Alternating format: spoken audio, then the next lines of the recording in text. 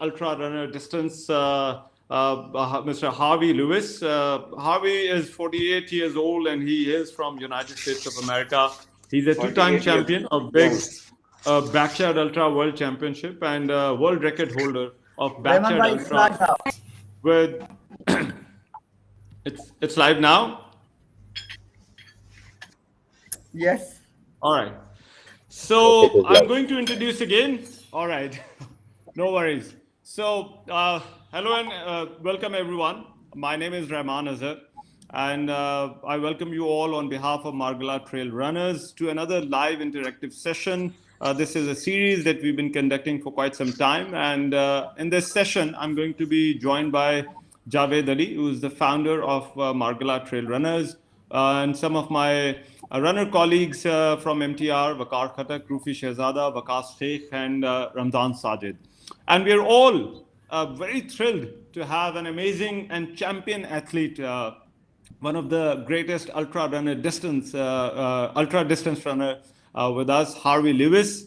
Harvey Lewis is 48 years old and he hails from US. He's a two-time champion of Big's Backyard Ultra World Championship, and currently the world record holder of Backyard Ultra with 108 loops. So, Harvey, we welcome you and thank you so much for your time. Thank you so very much. Before we start this discussion with Harvey Lewis, let me give you a very brief introduction of Margalla Trail Runners. So MTR, as commonly known, is a community-based trail running club in Islamabad. The club founded and run voluntarily by trail running enthusiasts in Islamabad. And MTR club members are very passionate about trail running and working very hard to create some unique events here in Pakistan. MTR club members also run regularly on trails of Margalla Hills, Galiyat, and different terrains of Pakistani mountains. And MTR is also hosting this unique Backyard Ultra race on December 9th at F9 Park in Islamabad. And this live interactive session is actually a prelude to that Backyard Ultra, which is going to take place in about 6 days from now. Backyard Ultra is a very unique format. Some of you are aware of the format and how does it work, but you have to do a loop of 6.7. You come back to the same spot. There's a bell again, and then you keep doing those loops till there's a last man standing. So, without further ado, I think I would like to hear from our guest, Harvey Lewis. Harvey, I think I'm just going to open the house for general discussion later, but we want to hear from you about your running journey and how do you find running these Backyard Ultras. So tell us about that, and then I'm sure we all have a lot of questions for you. Rahman, thank you so much, and I'm sorry if I mispronounced your name a little bit. Perfectly fine. But I will work on it. And I just want to say the greatest thank you for everyone being here this evening, or also from Wellington. Everybody, I'm grateful for connecting with you. And for me, it brings me great energy to connect with you. It actually inspires me more than I can express in terms of like just our common humanity. Like we are like the greatest thing about this running and ultra running is that we are all one body. Like it doesn't matter what your nationality is, what your religious background, what your entire story is up to this point and beyond. It's like we are all connected through this common brotherhood or sisterhood as well for those who are female runners of this world of running, which makes it amazing. And so if you're coming to Ohio in the USA, I hope you'll look me up and we can connect and go out for a run. And when I say I want to come to Islamabad, I'm very serious. Like I really want to come to Pakistan.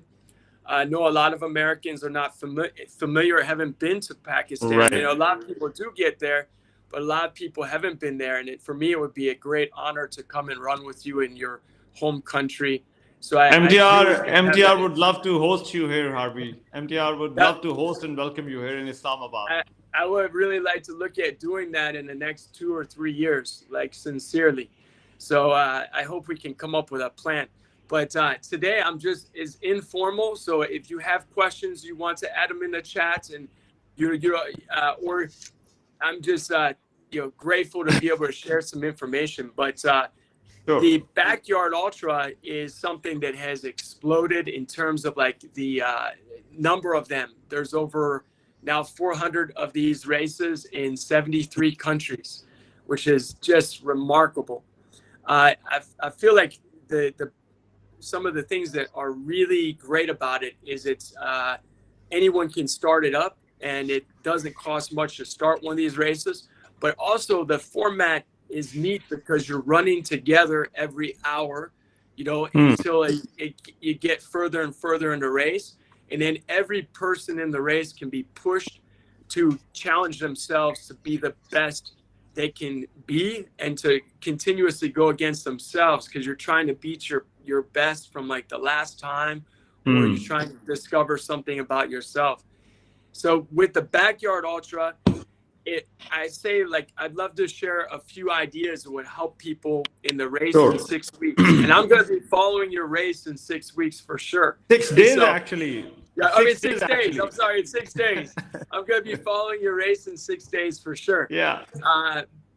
Pacing. So pacing is probably, I would argue, like one of the most important things you can do in the race. And what I mean by that is you want to establish a pace that is sustainable for as long as humanly possible. So there's different strategies with approaching that. So for example, some runners feel like it might be better to run really fast laps and like have a lot more time to relax in between loops. Phil Gore is very well known for that. Like, so he might run like a 42-minute lap, or maybe like 44 minutes or so like that. Then he has like 16 minutes to relax. That could work for some people, but also you have the other end where someone might try to relax, like to the other end of the spectrum. I've seen people try to complete like 55, 56-minute loops forever, 57 minutes, and then they only get like 3 minutes to relax. So I feel like there's probably some place that is like in the middle of those two that is maybe ideal for your typical lap. I mean, if you're getting to the point where you're really totally exhausted, you may have to go to like running 57 minutes.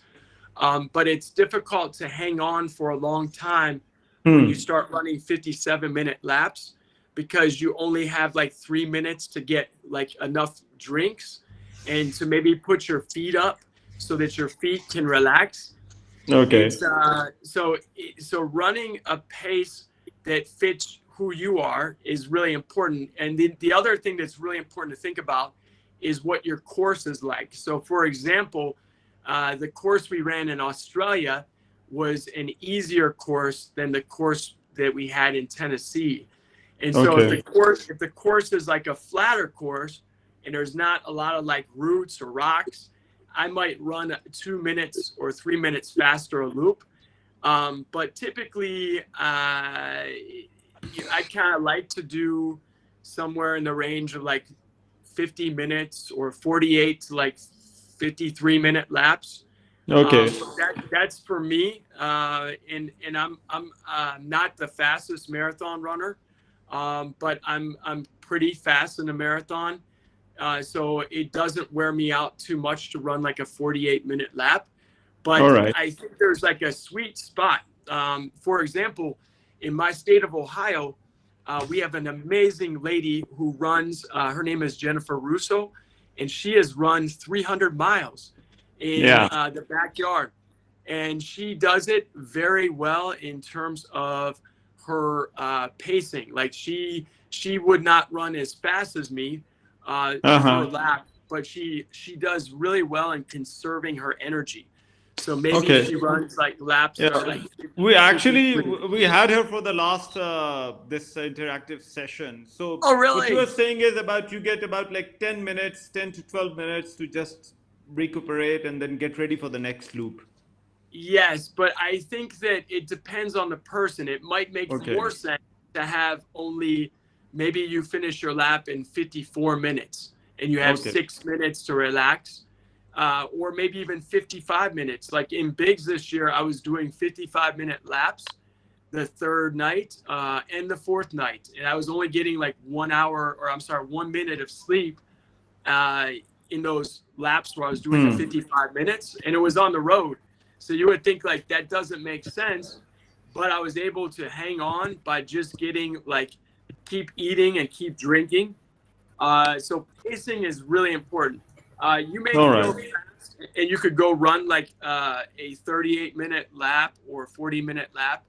But when you do that, you wear yourself out faster. So like in let's say like we've done the backyard where we have some younger people that are really fast runners, and maybe they could run like a 2:30 marathon, but then they go out and they start running like 38-minute laps or 40-minute laps, and they just totally blow up by the time they hit like 100 miles. Like it wears them out too much. So pacing yourself is so I think important. all right. We will be including questions from those who are watching. Just type your question in the comment section, and then we will ask those questions from Harvey. Meanwhile, if any of my colleagues you have any question, just shoot straight away. Raise your hand. You can just directly ask Harvey. But I'm gonna take liberty before Javed. I think Javed's hand is already up. Harvey. One thing that I asked Jennifer Russo as well, that I think the answer is different for everyone. What is your endurance running philosophy, or what is your Backyard Ultra philosophy when you're running it? Why do you do it? So I love the backyard format because I love for multiple reasons, but I love connecting with people. So I do enjoy like the camaraderie in the first day or two. And then I really like the strategy. So like you could be have the fastest person there, the strongest person, and they may not win the race because so much is dependent on your mind, the strategy that you apply. So it's a very much psychological race, and I feel like it can transcend running, like in terms of whatever challenges you may be experiencing with work or your anything you may be having in your life. You could apply like the principles that you learn through running into your life, and so that can help you in a lot of ways. And I also like the nature. Like I like being outdoors for extended time. I feel like it's opportunity to meditate and to like have like get enlightenment. All right, perfect. Javed.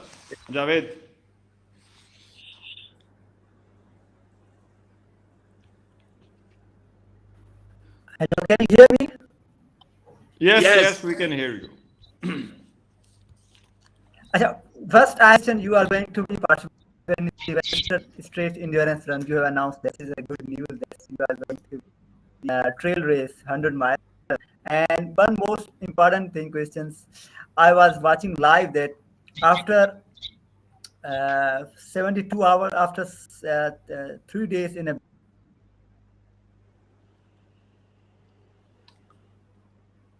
Well, I think we are and you I think finished the okay. Can you guys hear me? Yeah, I think we're catching a bit of that. So 3 days and Harvey sprinting. I think we got that bit. You were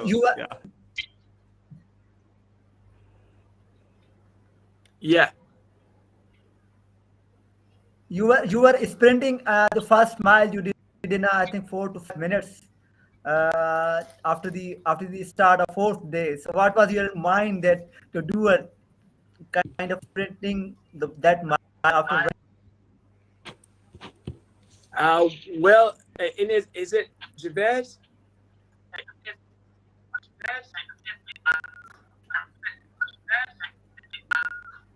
Yeah. I think Well, okay. I'll go ahead and answer the Javed. question. All Yeah. right. Okay. Okay. I think Javed is referring to one of your races. I don't know which Yeah. one, but I got then it. Yeah. you So you had you were sprinting after like 73rd or 74th loop. So why was that?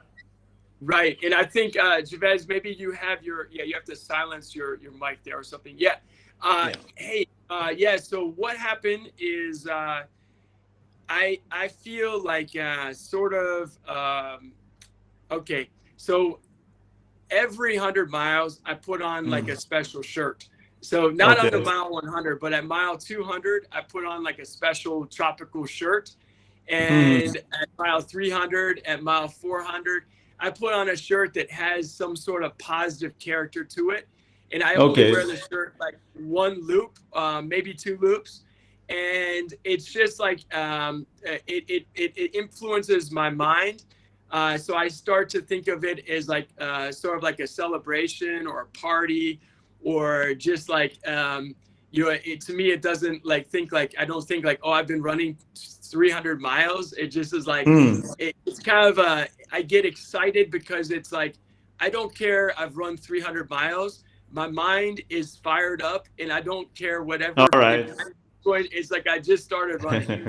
So and it's so there is a little bit of a psychological element to it in terms of like the competition, All right. because I'm also showing that look, I'm still fresh, and like let's keep going for more days.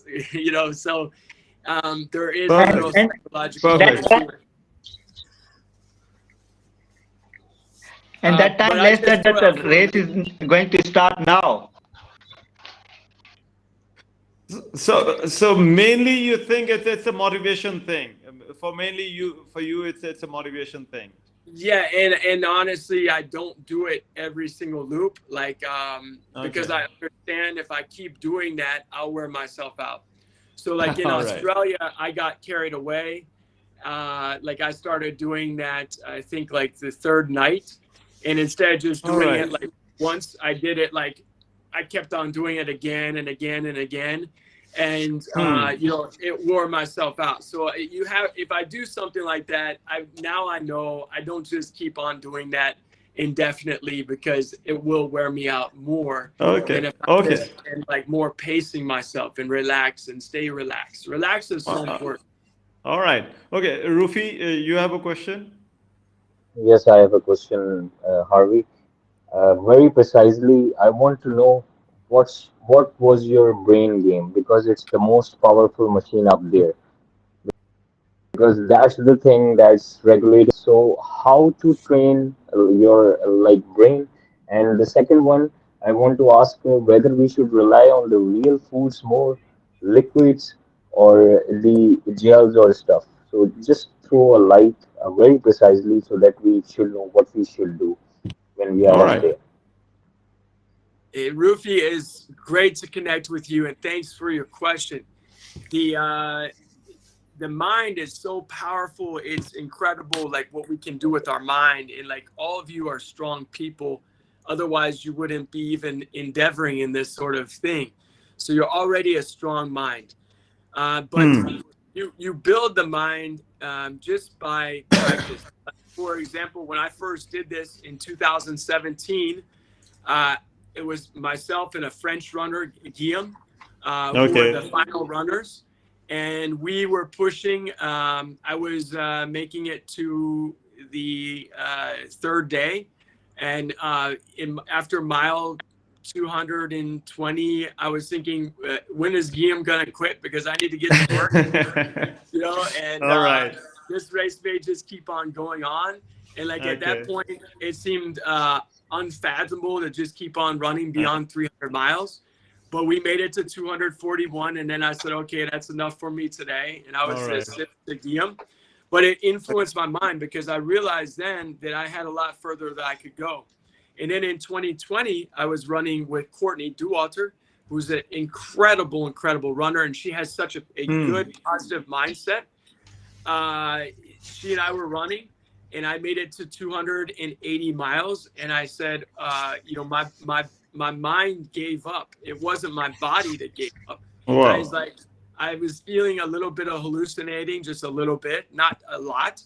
And you then started seeing things and people around just you. a little bit, not terrible, just a little bit. All Like right. the trees and the light looked a little strange. Hmm.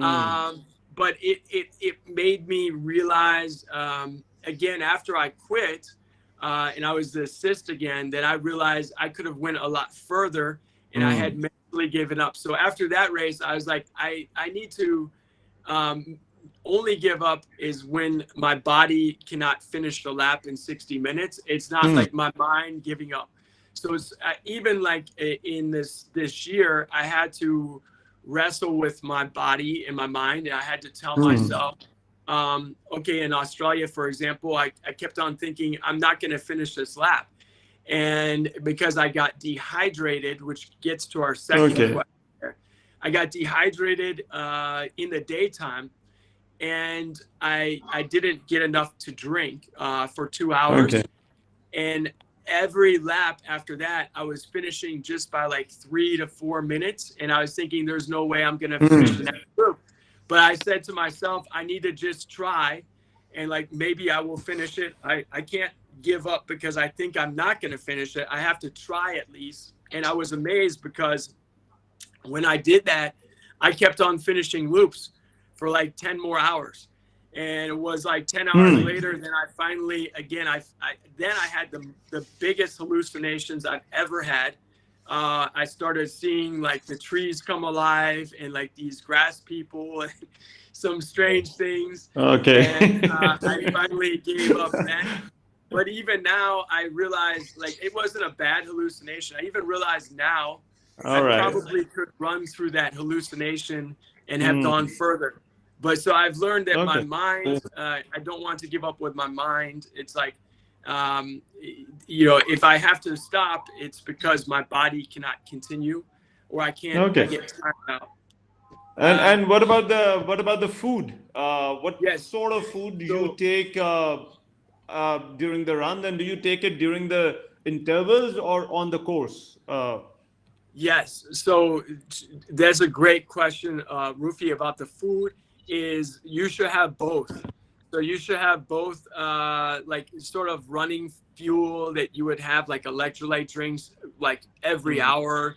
You might have gels or some sort of like you know, running type of food, but you should also have like real food as well. And I usually, for me, it's very important to eat I eat all plant-based foods. Like it means I don't consume any dairy or meat.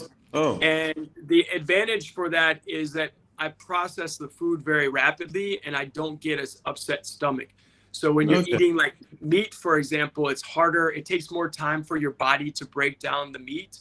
And it also is, it's more energy devoted to like the process. And with the dairy, it's the same deal. Like the dairy can like, especially if it's warm outside, dairy, it can be even worse. But like during the race, I will have every hour I'm eating something. So it might be I'm eating bananas, watermelon, chips, potato chips. I eat pretzels, but then I'm eating like you know, maybe like a wrap with avocado and hummus. Then I'm eating like lentil soup. I'm eating pastas. I'm eating like a peanut butter and jelly. But the other thing is I'm not eating massive amounts any 1 hour. Like I'm eating like a large couple handfuls of something. Like I'm not eating like a full dinner or full lunch at 12. It's like I'm eating every single hour. So I don't have, you know, I may eat something more solid every 2 or 3 hours. And you may have to adjust this to fit what you're doing it. And the other thing is I wouldn't suggest you change everything overnight. So if you already have a plan for 6 days from now, you should probably stick with your plan more or less, but you may like just make some small like adaptations. Okay. You know, with So I think I'm gonna quickly I take a question from those who are watching. So there's a question from Rahil Javed, and he says he ran a mock backyard ultra, finished it about in 55 minutes. His question is about what to drink to keep your sugar level intact. So what sort of drinks you take during the loops or at the interval? yes. So it's very important to get some sort of electrolyte drink. So I'm not Okay. sure what's popular in Pakistan. For me in the US, I drink Tailwind. But you don't have to just drink Tailwind. You just have to find something that's an electrolyte drink. But there is a difference between like what's sold in a lot of grocery stores. Like for example, in Asia, you'll find like let's say Gatorade. Yeah. Gatorade, it can work, and you could drink Gatorade. But to be honest with you, Gatorade oftentimes will not work as well as some of these other Okay. electrolyte. But that's okay. But Okay. any type of electrolyte drink would be super powerful, and also things with calories. So it would be Okay. ideal to have like a constant flow of calories.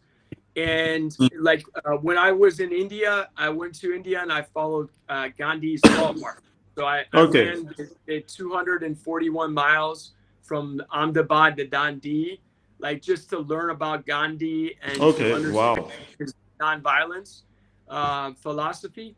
But when I ran Okay. the journey, I had very big problem. Like on day 2, I started to have blood in my urine, and it was very warm. It was like 90 degrees. I'm sorry, it was like 34, 35 degrees Celsius, and Yeah. just humid. And what I learned was I wasn't drinking electrolytes. So like that was causing me a problem. I was just drinking like soda and water only, because that was what was available on the route. But like because I didn't get the electrolytes, Okay. like the B series, the folic acid, the sodium, my body was having a rough time. So Okay. getting the electrolyte drinks is really powerful for you. It would help you. And then also I suggest, like, it wouldn't hurt to have Coca-Cola or some other like sodas from Pakistan that have Right. sugar. It's just they shouldn't be more than like 40% of your overall like hydration. So like as long Okay. as you're having like some other electrolyte drinks mixed in, or maybe you could also do salt tablets. Like that would be a possibility too, but you just want to make sure you're getting those electrolytes, because otherwise you just can't do it. Okay. And one other thing about this is before Bigs, I went out just running a few weeks before. I was running a couple hours and I was so exhausted.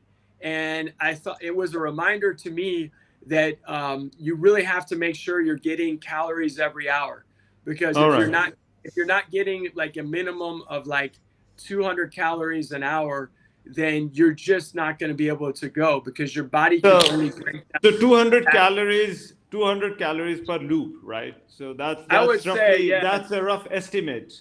Yeah, that's at a minimum. Like you should get Okay. like yeah, I think you really want to get like because if you drink one drink, that would be 100 and probably 40 calories. Yeah, So 120 and 40. you should also get a snack. But that's my perspective. I know like Courtney Dauwalter, she runs on less fuel, so she may Okay. only get like she may only get like 150 calories per hour. All right. But Okay. for me, I usually get like, I honestly get probably like 350 calories per hour at Oh, a wow. minimum. Or Wow. maybe 300. That's very interesting. Oh, so we have a couple of more questions from Facebook, but before that, Ramzan Sadid, please go ahead with your question.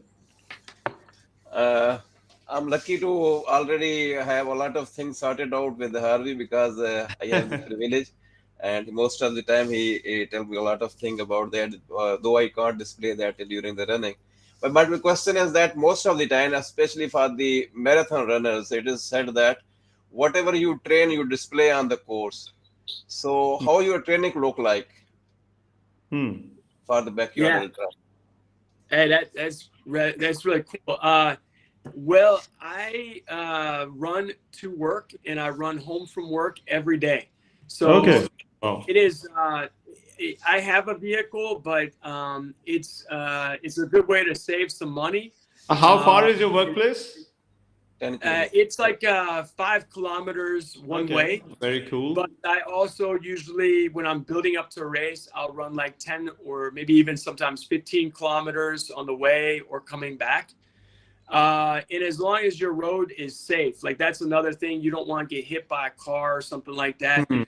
And I know there's some busy areas in Islamabad, but if you could like incorporate a little bit of like something that's like regular like that, like where you're running twice a day. Okay. I found that running twice a day, it also has an powerful impact in terms of like your growth. So I will run back and forth to work. And I know Phil Gore from Australia, he also adopted that. He runs now back and forth to work at the Okay. firehouse. So it's kind of a nice thing. I know you may also want to be careful about smog and pollution a little bit if you Yeah. can. But if you can incorporate that, it helps because see with the backyard, you have to also be ready to run at 2 a.m. and then at 2 in the afternoon. So like building up to Hmm. the backyard, I make sure that I'm comfortable to run at any time of the day. So even like right now, I'm getting ready for Barkley, a famous race that happens in the U.S. Okay. And for Uh-huh. Barkley, I'm running at nighttime on purpose because I know that running in the woods in the dark at night can be challenging when you don't know where you're going. So it's So the are we simulating that's have all heard of the marathon training plan. So normally the idea is you start training like 16 to 18 weeks before a marathon. But if there is a backyard ultra coming up, so how long before that race you start training or you start getting yourself together for that race? well, with Biggs, I had events all year long that were kind of like helping me get ready. So what I mean by that is Biggs is on road for 13 hours and on trail for 11 hours. So Okay. I did some races that were trail races and I did some races that were road races. But the last really tough race I did was the first week of August. It was in Canada. It was a trail race called the Canadian Death Race. And it Okay. was absolutely beautiful. I'd love to show Very, everyone very, here. very strange name actually. Yeah, it's strange name. Like, you know, He it's ran a all road the race. he, ra- he ran the dead cow as well. That was also a strange name in Australia. All right. So I'll take one question from the Facebook. I think this is very interesting, and we all come across that when we talk about the mental game. When to call a quit. I think, at a certain point, your mind is telling you, look, you're going to get injured. You're going to get in some serious trouble. Your mind is playing games with you. So when do you know that you need to stop to prevent some serious long-term injuries? And I think Right. that's a great question. So, yeah. That's a great question. You should stop if you have an injury, such as something like a joint or something like your knee or your back or your hip, something that is not from fatigue. So like if there's pain that is coming from somewhere like for example, Ihor, who was my assist at Biggs, he was Uh-huh. having some trouble with his foot. His foot Okay. was really hurting him. And it felt like something like the bone in the foot, or it wasn't just like a blister. So it made sense for him to stop. Or Okay. if you ever have a situation where you have blood in your urine, like you should Uh-huh. definitely stop. All right. Okay. If it's just from fatigue, you feel discomfort from being super tired, I say, try to continue on. Like try to continue on. But if you have an injury, unless like, I was injured in 2021 where I fell and I broke my hand, but like I didn't need my hand to run, so I could keep on going. So that wasn't a big issue. All right. So Umair Chaudhary is sending you all the respect from Pakistan, and we have also he's from Facebook. So Vikas. So Javed, I think there is some problem with your feedback. I think Can you hear? we all, yeah, we can hear you. But if you just allow me, let's hear from Vikas, and then you can also add your question. So Vikas. Of course, thank you, Harvey. I should start by saying that this is the ultimate fan moment for me. This is like Beatles level crazy. I am stopping myself from screaming and yelling and crying at the same time because I absolutely adore what you do. But I also want to say that knowing and following you on Insta for a while, you know, the way that you carry yourself, the charities that you are, you know, helping, the way you help your students grow, the way you have Carly along with you on the runs, those are things that are part of who you are. And I know that for me, myself included, I mean, at some points earlier in our lives, the trajectory wasn't really that clear. That where I am right now, from where I was 20 years ago, it wasn't really that clean or clear for me. I wanted to understand where you are at this moment. Was it always the plan, like roughly speaking, this is where you want to go and this is how you want to do? Interesting. Man, thank you so very much. For me, I'm elated and honored, and you guys have inspired me. I'm gonna have to run some extra miles. But Okay. I honestly, no, I didn't know about teaching at first. I ended up initially I was working in a factory, and I also was I didn't discover I really wanted to be a teacher until in my 20s, and so I went back to school for that. But with ultra running, I kind of just stumbled upon it back in 1996. We had a family friend, Audrey Schroeder, who she took me out to this race in our community called the 24-hour race. And you know, this is what excites me the most about what you guys are doing, because you guys are creating running events in your country, and also you guys are running in your country. I know every single one of you is inspiring someone out there, and people you don't even know. People who live in your community are watching you. They're seeing you run. They're seeing how you're taking good care of your health, and like that's something super powerful. So for me, I get like I'm getting tingly feeling here, like by imagining all the power each of you has to inspire your family, your friends, and the people in your community. That just is super powerful. So yeah, I did not expect what has happened in the last 5 years with winning bigs. Backyard twice it was a dream of mine, but I didn't actually know it would come to reality. And you know, the running, which is so wild for me, is at 40, in my late 40s now, I'm a stronger runner than I was in my 20s or my 30s, largely because of doing these events. I think these events and connecting with people, I've learned so much, and you can continue to learn and participate. I have a friend who's 85 who's training to do a 100-mile race. So, wow. That's yeah. amazing. That's amazing. But I think the running culture in Pakistan has changed a lot last 4 or 5 years. Thanks to these guys and a couple of other clubs that are in Islamabad at the moment, IRC and then IRU, along with MTR, they have developed a sort of culture here where now people find it normal that you are running on the trail, you're running in the park, you're running on the road. This is very exciting to see. Let me just, I think Javed wanted to ask a question. So let's hear from him. And then we have a couple of questions you might be seeing in the window as well. So I'll get to that, but first, So one question Javed. asked by the audience from the how you guys kind of a 4 to 5 days running without taking a short nap. All right. So, what the sleep patterns, Harvey? How do you sleep during the race? What's your strategy to deal with the nighttime or with the bedtime, actually, to be more precise?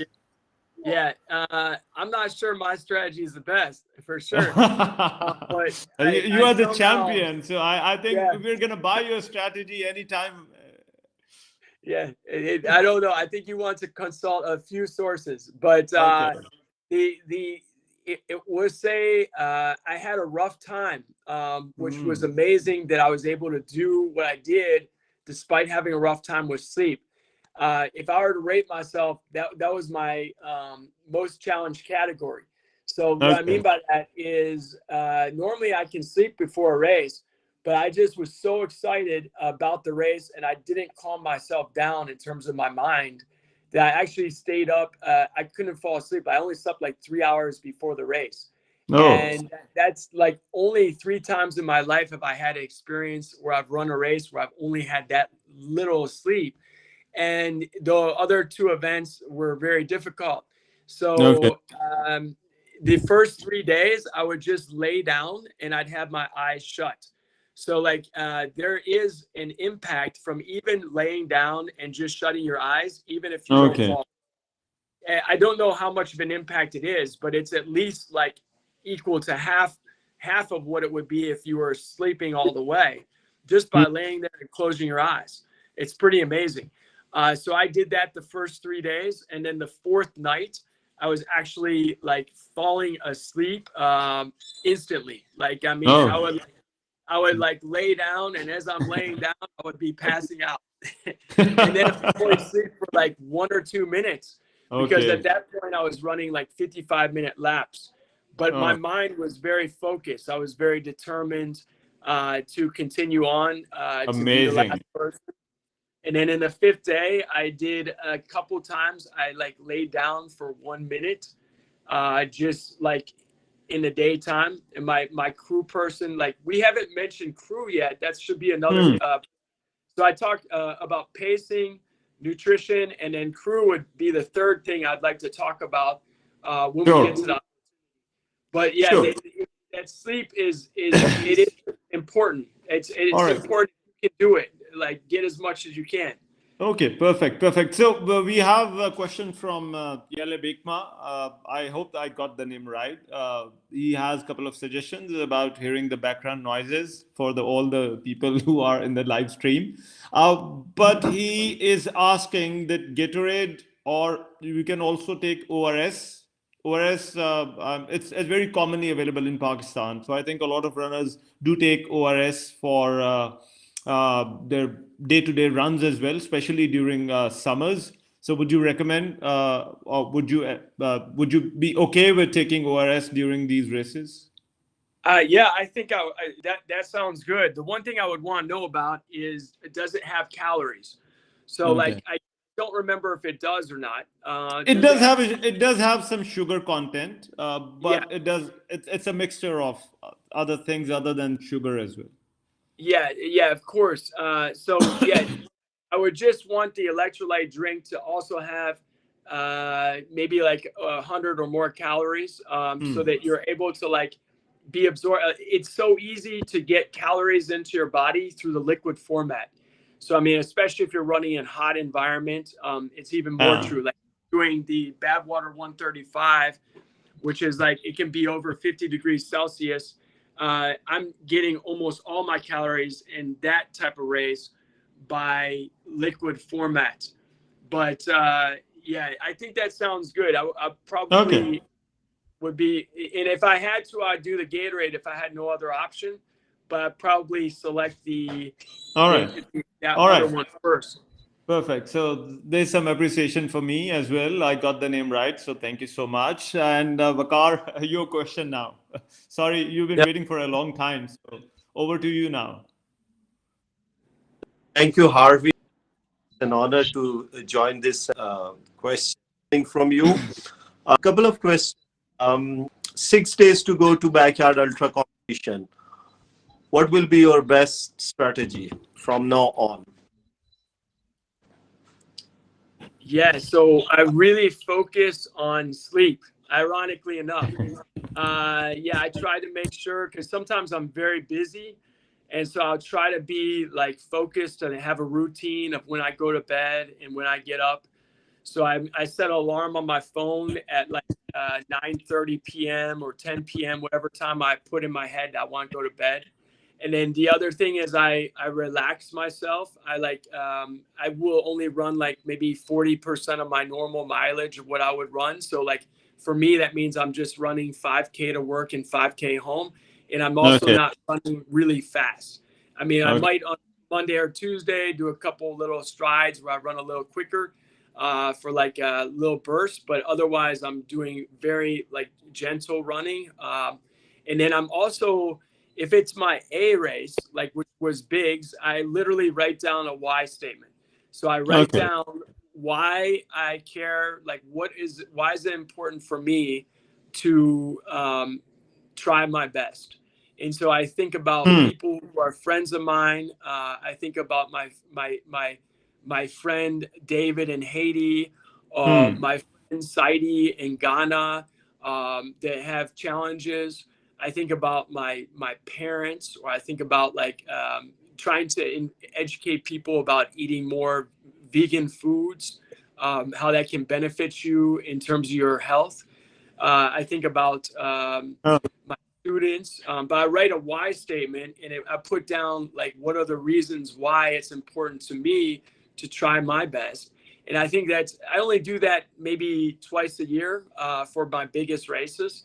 But I find that that's super powerful because then I can like reflect back on that when I'm really tired and I'm thinking, oh, maybe I should just, I will then say, okay, no, I really have this reason why I want to do this. All I'm right.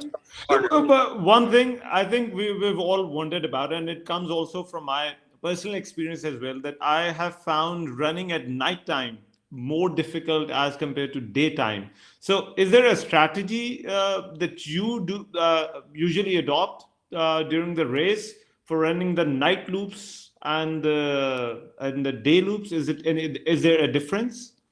Yes, yes, there is actually. Like, well, one is I never take any painkillers. Like, I never take any like, Tylenol or Advil or anything like that. But what in our course, we are allowed to like listen to music at nighttime, and I find that listening to music actually alleviates discomfort for me. Like, I can actually listen to music, and it actually causes, if I'm feeling discomfort, it causes that discomfort to go away. So I sometimes do that when I'm out. We're not allowed to do that during the daytime because it's like, especially like early in the race, there's so many people and people want to get around each other. But at nighttime, I can do that a bit. The other thing is I like to run with other runners. So I ran. I didn't have a plan of who I was going to run with, but it was just whoever was there, and I just started talking to people. And then I ran with a guy named John the third night, but then we picked up different runners from different countries that just happened to be like in the back of the pack.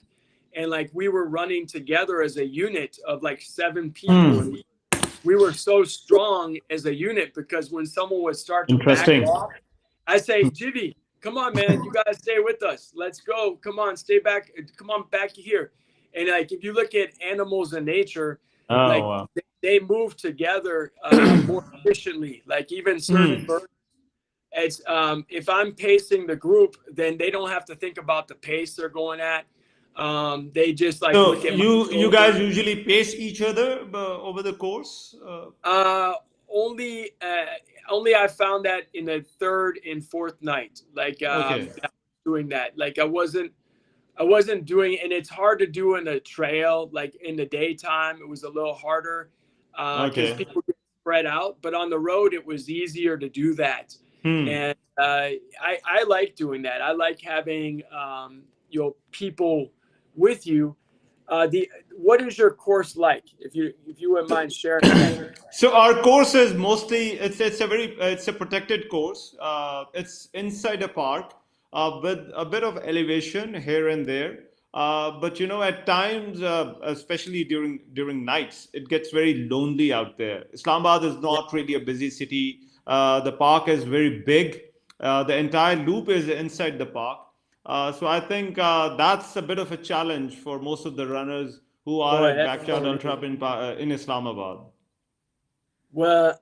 I want to come run with you guys. You guys get me excited. You're more than I wish I welcome. didn't have to work. Like next week, I'll be coming to see y'all. It will be honor, and we will see you to learn here. We should see you at the next race. All right. So I think Zishanullah says appreciated, keep it up. Thank you so much. And then we have another question. I would say it's not about the music, it's about the food. As LA has asked, are you vegan?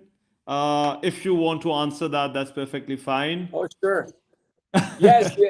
Yeah, I am vegan. Okay. I've been eating vegetarian. I've been vegetarian since 1997. Oh, wow. But I've been vegan since 2016. And it's been amazing because when I was younger, I was actually an overweight kid. And my mother had a stroke at age 54, 55. She was a nurse. But it made me more aware of the way we are eating in America. Like America has very bad habits sometimes with eating fast food, and people don't eat at home with their families as much nowadays, or they eat like processed food. I don't think that's happened as much to Pakistan. Like you guys probably, I'm thinking you may do more eating with your family and like having food real food, which is so good. I hope that you don't adopt some of these modern things that are happening around the world. Yeah.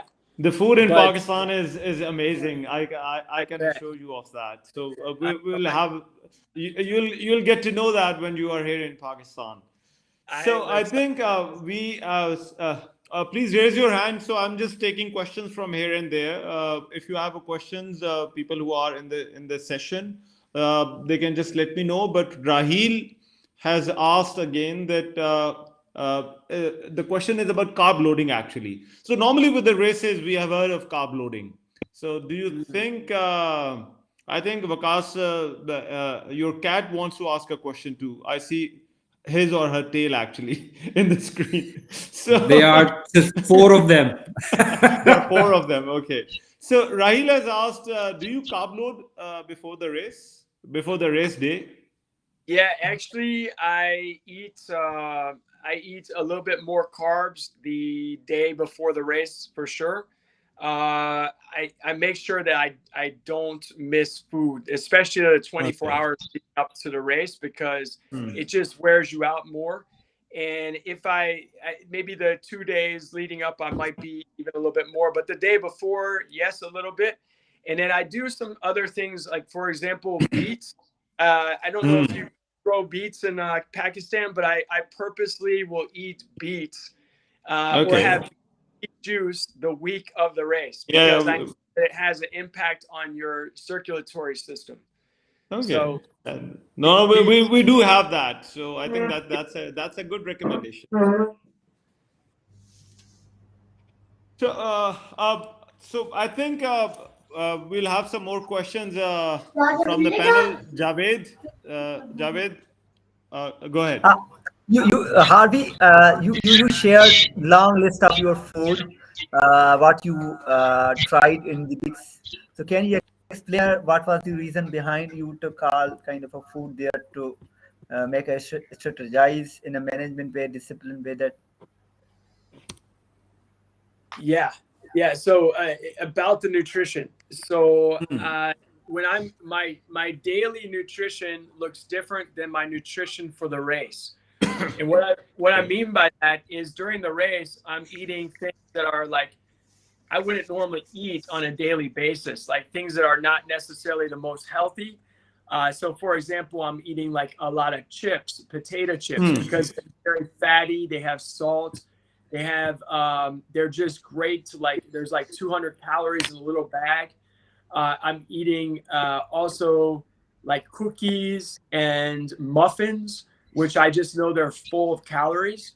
And so I'm not like, I wouldn't be eating all this sugar on a daily basis. Like Coca-Cola, for example, I literally drink like every day. I probably in a backyard ultra, I probably drink like 4 cans of Coca-Cola, which sounds ridiculous. I don't take sometimes I mean you mention a soda to a runner and it's considered blasphemous, so but it's totally cool to have that in the race, right? Yeah, absolutely. In fact, I would argue any race longer than a marathon actually benefits you. Even if I was running a marathon, if I had a couple of splashes of Coca-Cola that was cold, I would love that. Like it would actually be nice. I don't take any caffeine tablets or anything like that. I'm not a coffee drinker, but like there's caffeine in the Coca-Cola and there's also caffeine in some electrolyte drinks. Okay, so we have another question about the mind, the mental game during the race, and I think that's also very interesting. How do you deal with the competition? So I'm gonna just rephrase it as I've understood. So you have other runners, and you want to be the last man standing. So how do you deal with that? In other competitive sports, we have seen that you try to outrun each other, but how do you deal with that during the race when you are probably only left with like, let's say 3-4 runners? Right. Yes. So it kind of depends who the runner is also. Okay. Because in most almost all my experiences, the people have been people that we get along well, and you know, I may want to beat the person, but it does like I also want to see them, you know, go far. And you know, it's like I also enjoy like having a little bit of like talk with them. I might say like a few words of encouragement. But it can also, like, for example, in 2021, there was Mori from Japan, who was the third runner out, and Chris Roberts.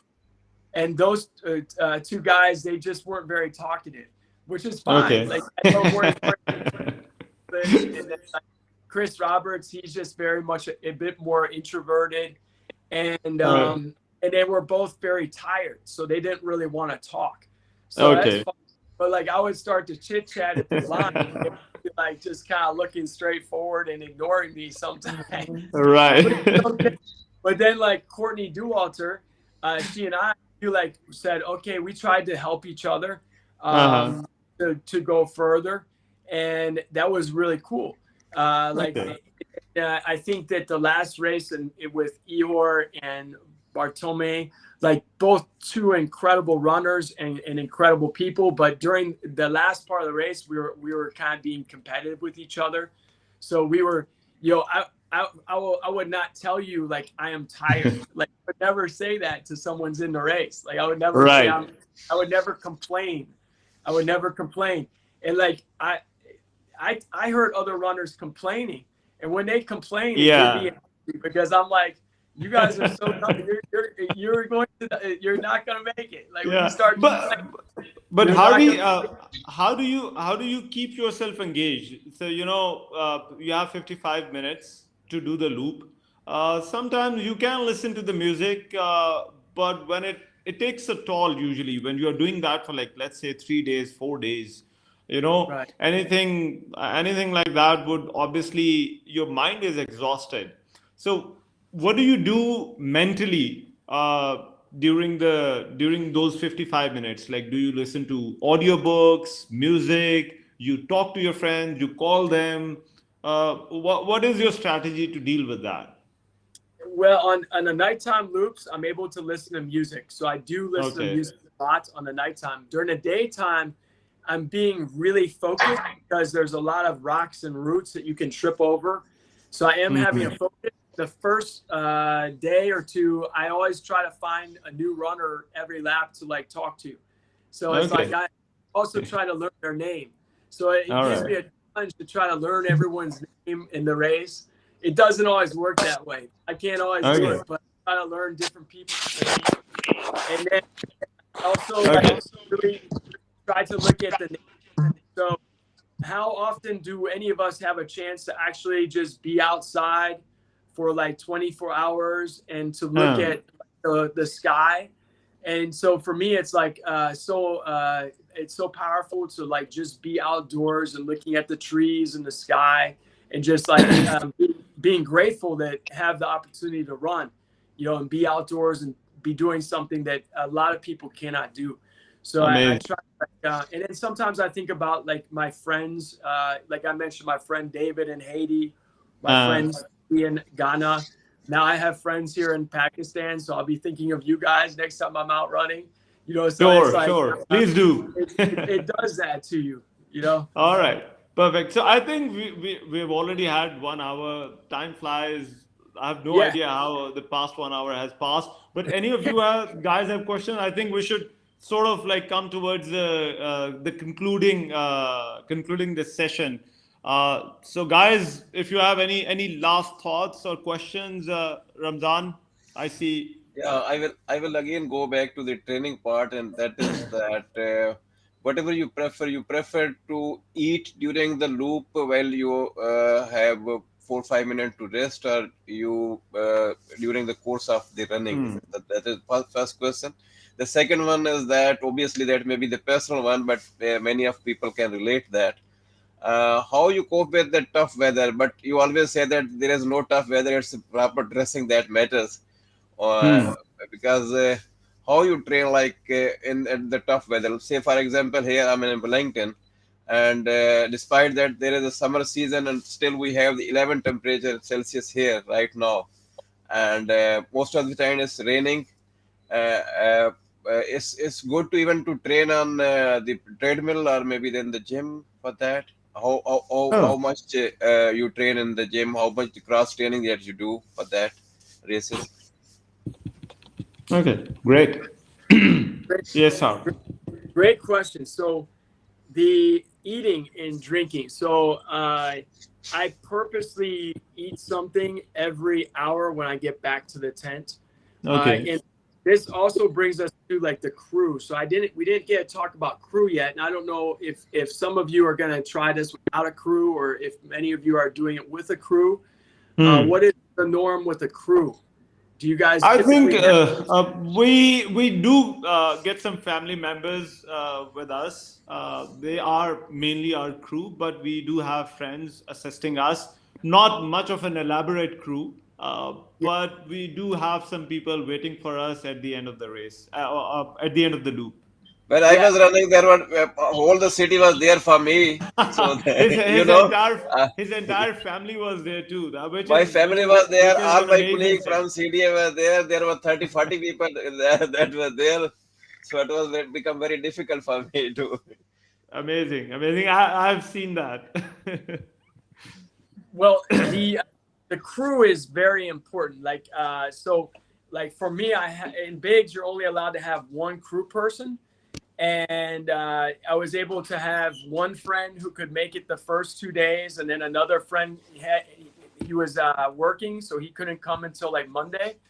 But the crew is very important because they help to provide you with the food and drinks. Now, if I was just going to run just for fun, and I wasn't like super fixated on getting like my very best distance, you could do it without a crew and just have people help you that are there. But if you have a crew, it really helps you to go a lot further. Like, let me give you an example. So like, we actually had this quarantine backyard ultra, and the quarantine backyard ultra, I only made it like 150 miles. And one of the challenges I found was, one, I liked running with other runners, and I was just running in my own little community here, and there was no one outside, and it was hard not to see another runner. But the other thing is, I had no crew. I was just putting all my stuff out there, so it would take me a little time to make up my drink, or I didn't have any warm food at all, things like that. So it really does help if you are trying to go really far, to have a crew person that can provide you with that food every time. Now, the weather is one is, of course, clothing. So it does help to have a crew there. Again, if like you went through your rain jacket and you only have one jacket, then maybe they have to like give you a poncho, and then you have to dry some clothes while you're you may need, but it helps to have like warm enough clothing with you. So I learned in Barkley 2 years ago, I quit because I got very cold and very wet, and so it's important to bring enough clothing and look at the weather could change. I would expect the worst weather, but I always imagine also that every other runner is dealing with the same challenge. So all right. Really hot, they're also dealing with the hot, or if it's really cold, they're also dealing with the cold. So you just want to keep your body as comfortable as possible by changing your clothing, putting on dry things.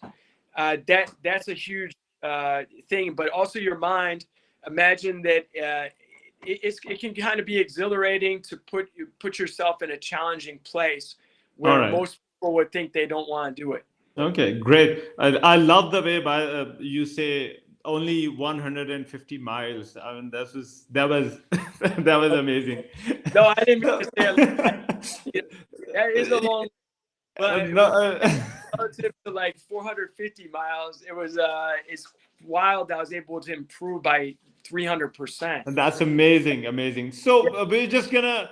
We have one of our amazing runners, Usman Khan, joining us. He's an excellent trail runner on Margalla Hills. I think he's the one we usually find very hard to catch up. So we'll have one last question from him. Usman, I'm not sure how much of the discussion you caught up with, but go ahead with your question, and then we'll thank Harvey together for his presence and his time with us. Usman. Thank you so much, Raman bhai. I don't have a question particular, but you answered the question about weather. I'm in Scotland right now, and it's like the max it gets here is 0 or -1. Like the whole day it's -1 or 0, and it's snowing outside. And I haven't had any run for the last 2 weeks, I guess, like a long run. So you answered the question. It's not about the bad weather. It's about bad choice of clothes, I guess. So we'll work on that. But it's hard to catch up with weather. Like coming from Pakistan, it was good. Like you can run in winters, but here it's very difficult to like wake up at even at 6 it's dark. Like at 7 or 8 it gets like a little shiny, but it's still dark. So the weather part it's crucial for us. Like you pointed out that you need to here's the only thing is weather, and you answered it that you need good clothes for that. All right, so Osman, nice to meet you, and honestly that's pretty cool that you're in Scotland now. I mean, you have so many places you'll have to maybe explore in the Highlands. I thought of it while coming here. I thought of it that there will be a lot of good places, but but not like Pakistan. In Pakistan we have a lot of good places, but here it's kind of soft trails. Like it's good, like they have good trails, but they are soft ones. In Pakistan we have a vast majority of trails and every kind of trails, but still it's good. Wow. In Pakistan, we find a variety of terrain. It's like from small hilly terrains till like the mighty peaks. So you get a bit of everything here. So Harvey, I think it's time to say goodbye for now. I think on behalf of the entire club, people who are watching, people who are present here, we really want to thank you from the bottom of our hearts. It's an amazing experience hearing from you, you taking time out for Margalla Trail Runners, and I'm sure you're going to inspire a lot of runners in Pakistan as well. We're really thankful to you for spending time with us and very patiently answering our questions. And thank you so very much. And the honor has been all mine, and the joy connecting with you guys around the globe. I've also got my partner here, Kelly. Hi, Kelly. Hi, how are you? Good. She is I- definitely I think my success. we can imagine. I'm sure all of you probably have someone in your that may, you know, Yes. give you. Harvey just convey that I'm the only person in the chat who always send the best way, the birthday wishes to the Kelly through you. Thank you so much. One final tip I make to you, Sure. mathematics. So I teach financial literacy and government, but I Okay. really like to think in terms of math when you're running the race, and it Uh-huh. will help you if you identify a few places on the course where you know what time you should arrive there. So you don't have to just have on your watch like a normal watch. It doesn't have to be like showing how many kilometers or what your pace is or anything like that. Just know 30 minutes into the lap, you should arrive at this tree that you know in your head. Okay. And like two places on the course like that will be priceless, because then you All right. know where you are at every single lap when you're running the. I think that's a very solid advice. So It is. thank you once again, and we are looking forward to welcome you in Pakistan. So whenever you plan to arrive here, Margalla Trail Runner will surely welcome you, and consider us as your support and as your crew here in Pakistan. So I can't. thank you once again. Thank you everybody, and thank you for those who are watching. Have a wonderful night, and Thank you. we Thank you will guys. catch up again. Goodbye. Definitely. Thank you. Goodbye. Bye. Thank you so much, Thanks, my Harvey. friend. Bye-bye. Goodbye.